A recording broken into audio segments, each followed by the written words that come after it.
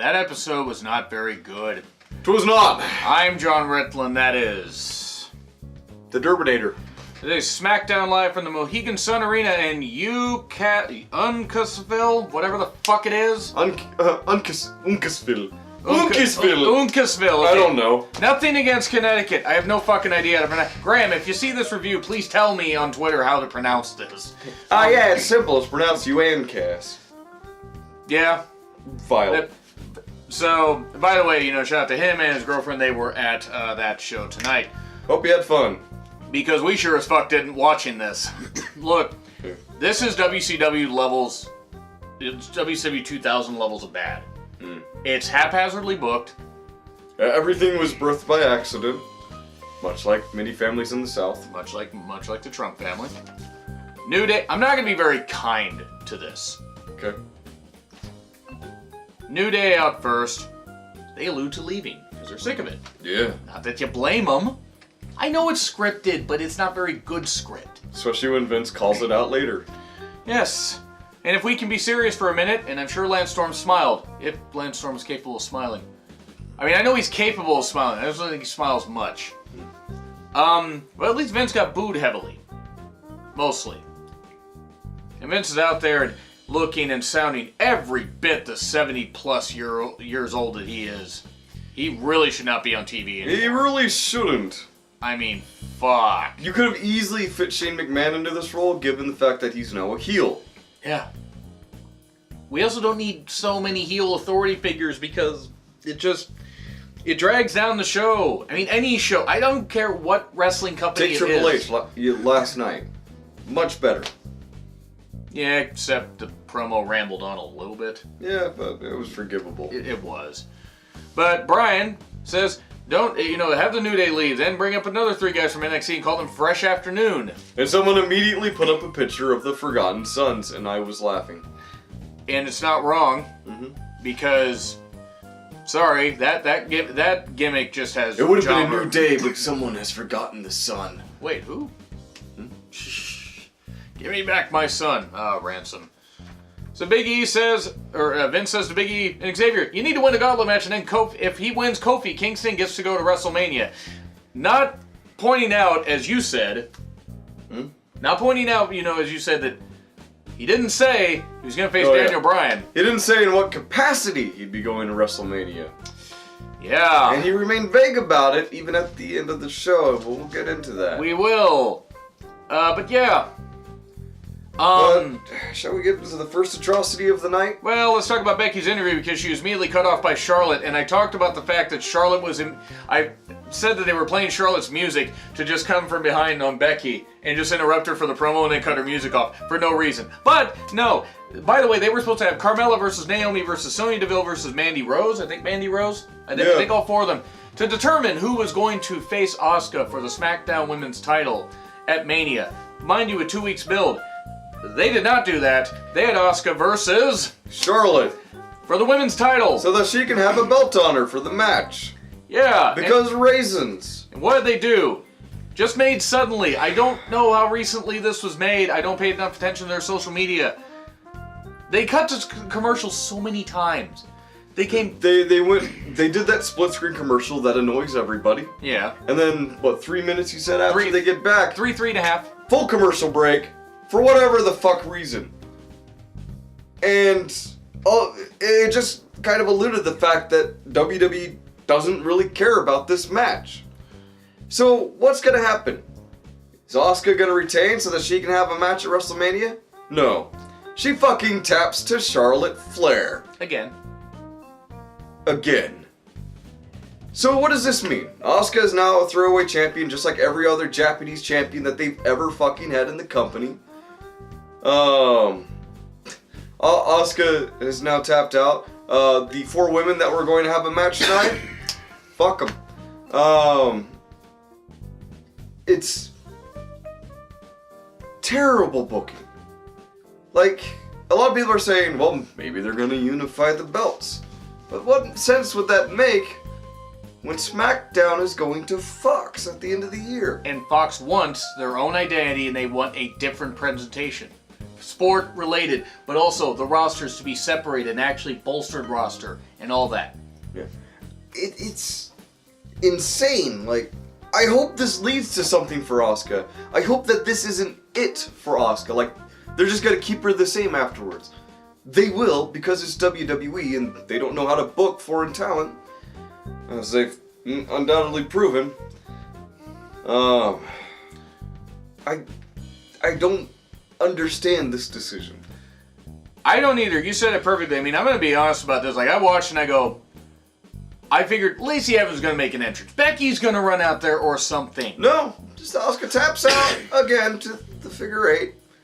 And just fuck it. Many women, like Mandy Rose is like, I think she tweeted out something like focusing on the wrong blonde or something like that. Yeah. Which, I'm not the biggest fan of Mandy Rose, but that's pretty funny. Carmella just put a glaring emoji. Fitting. I'm not even a fan of Carmella. Sonya's the one I feel bad for. Mm-hmm.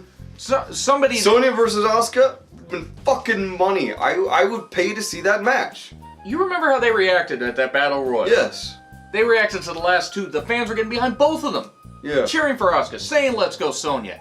And I know that was a number of months ago, but seriously, why... I'm sorry, I can't understand... The women's roster is greater than 3 people. Yeah. 4 people, technically, if you want to count the fact that... Well, 4, 3... No, 3. Yeah, you're right. I had to think. I mean, we could count Sasha and Bayley, but they're not part of Raw or SmackDown anymore. Right. But the SmackDown women's roster is just...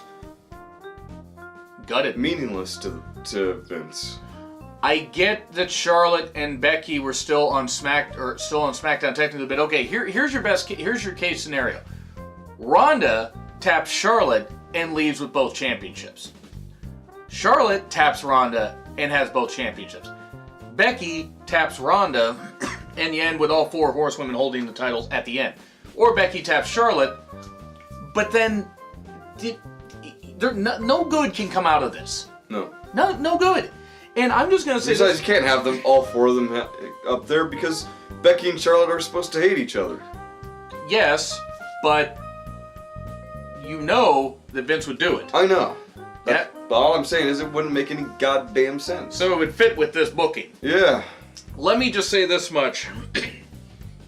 Dana Warrior is apparently a permanent member of the creative team. Now, I don't know how much influence she has. I don't know if she's a head booker. I don't know about this. But apparently she was brought in to have influence over the women's storylines. So if this is her kind of influence on the storylines, one, I'm glad her husband's fucking dead, and I tell her that to her goddamn face. Because she's a goddamn idiot. If this is how she views women, and women that aren't, by the way, women that are, like women non-whites, then she's just like her goddamn husband. I mean, you can't have Sonya in a match, right? Because she's a lesbian. Exactly, for the She's a warrior. What do you expect? Yeah, all the homophobia and stuff like that. But yeah, by the way, again, fuck Ultimate Warrior. I'm glad he's dead. People say he had a heart attack. He doesn't have a fucking heart.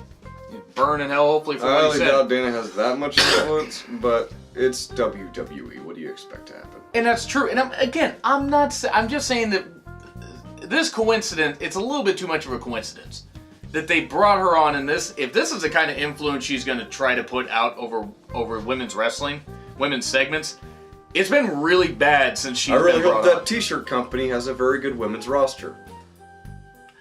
Honestly, at this point, I mean, look, the TV deal probably won't happen for another number of months for them. Yeah. Rumor has it in October. And that's going to be something. They get on TV just before SmackDown goes to Fox.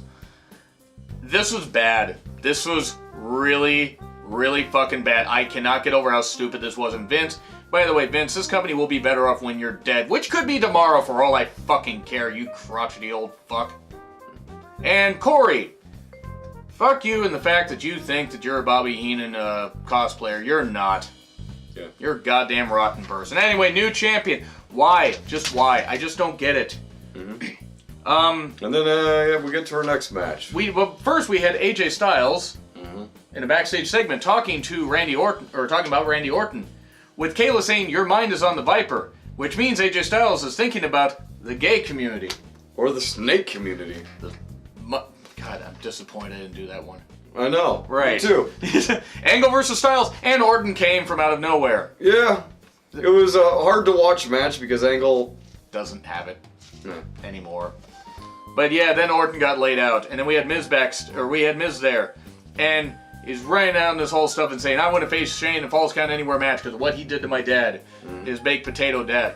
And then Shane comes out with Sanity, Shelton, and one of the Colons, or whatever it is. Epico. Was it Epico? That was Primo. No, it was Primo. I'm sorry. Was Primo. I thought they were one person. I was thinking because Epico was missing. Yeah, he is. This and a team of security guards.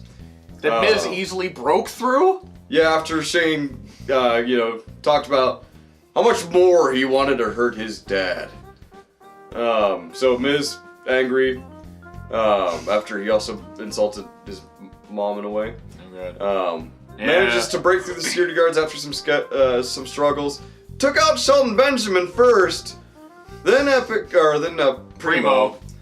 Interchangeable colon here. And then Sanity beat him down, but then got beat up. Why is Sanity helping an authority figure, John? That is, it's making as much sense as any of this booking. Meaning, what part of creating chaos is that exactly? Have they lost their sanity? Yes. Or have they found it? They might have. Nikki, all I know, is just backstage doing nothing, but bouncing up and. Now, you want to think about that for a while? Oh, yes. I know you do. I was meeting the audience, but anyway, when Shane versus Miz is your best built feud for Mania, that's not good. That's nothing against Shane and Miz. No, it is not. The Iconics interview about being in the women's tag title match at Mania. Iconic! And I'm sorry, but Billy's chest distracted me. It did. The what? Right? Yeah. By the way, for this gauntlet match, you have a bunch of people backstage, a bunch of faces backstage. Our third match of the night is the last match of the night. Another gauntlet match. This is like the third that they've done in, a month? It's a gauntlet tag team match, and Teddy Long is having a great time. He is getting his last name just watching this. So Kofi's banned from ringside, but all these other faces were not. But it plays out rather well in the end on this one. I could say that the gauntlet match was the highlight of the night. Not that there was much to highlight to it. Yeah. It was.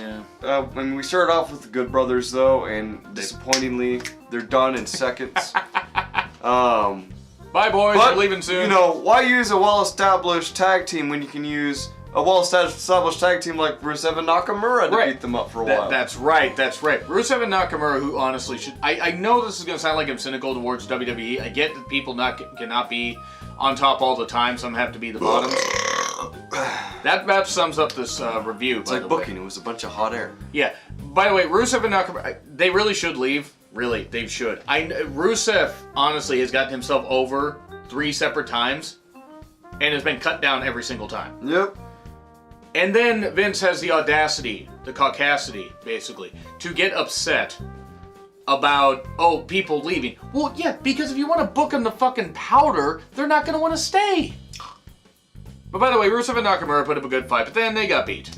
And then the Bar's out next. Yes. In a decent match, Xavier was to be expected of New Day versus the Bar. They put in a good competition. The Bar, after losing...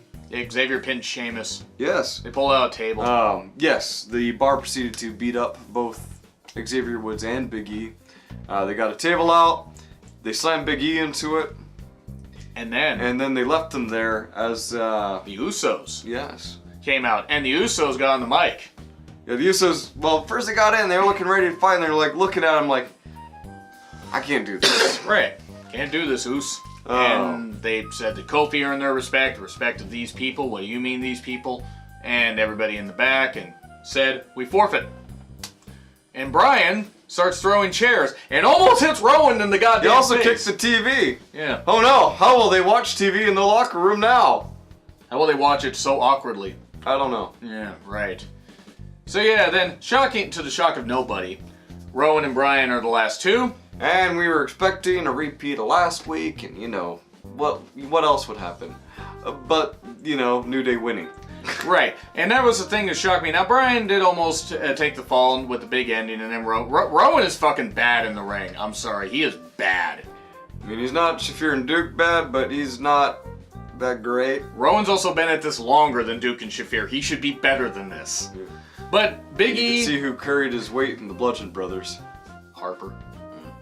missed making those jokes. But Big E and Xavier, well, like, Roman gets sent over the top or over the ropes, gets sent over the announcer's table, and Big E tips the announcer's table on him. Well, Roman's a legal guy, and so is Big E. So the referee manages to count to 10. So that's the end of that. So Kofi is going to WrestleMania, but Vince even says, can a B-plus player defeat Daniel Bryan? Which doesn't imply that he's actually going to be facing Daniel Bryan at WrestleMania. For all we know, Vince next week is going to do something really fucking stupid. He will have Kofi face both members of the New Day. He will have Kofi in the Andre the Giant Battle Royal. He will have that. And then give the opportunity to Xavier Woods. Or Kofi will say, if Vince tries to do something, Kofi says, I will do anything, I will put my career on the line. Something like that. I gotta be honest, this episode was bad. It was very bad. It was very. It got off to a bad start and ended with something good. But one good thing does not a good show make. This Kofi Bryan angle jumped the shark. Yeah, it's a bad show. It's, what's your grade? D-. D-. I gotta say, I gotta agree. This is one of the worst episodes of SmackDown I've seen in a while. If it had ended with Daniel Bryan and Rowan beating New Day yet again, it would have been a straight F down like to 33% out of 100. Yeah. But New Day winning is the right decision. You get Kofi at WrestleMania, but again, Vince has been vague about how he's going to actually be in WrestleMania. And the problem is they don't have 32 days till Mania. They have less than 2 weeks. You need to establish your entire card 2-3 weeks out.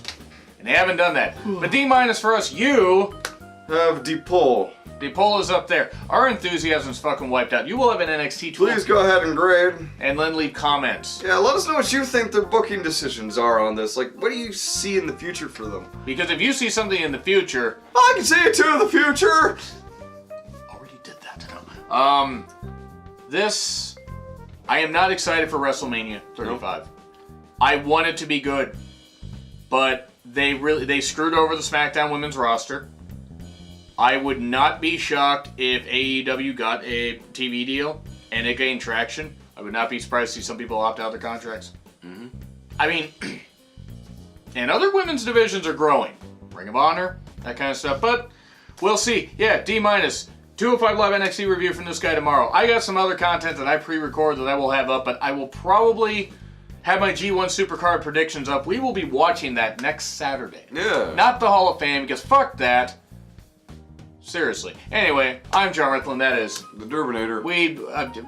Seriously, Vince, fuck you. Like, share, and subscribe, buddies. Do that. And buddettes. Day butt. Ha! What?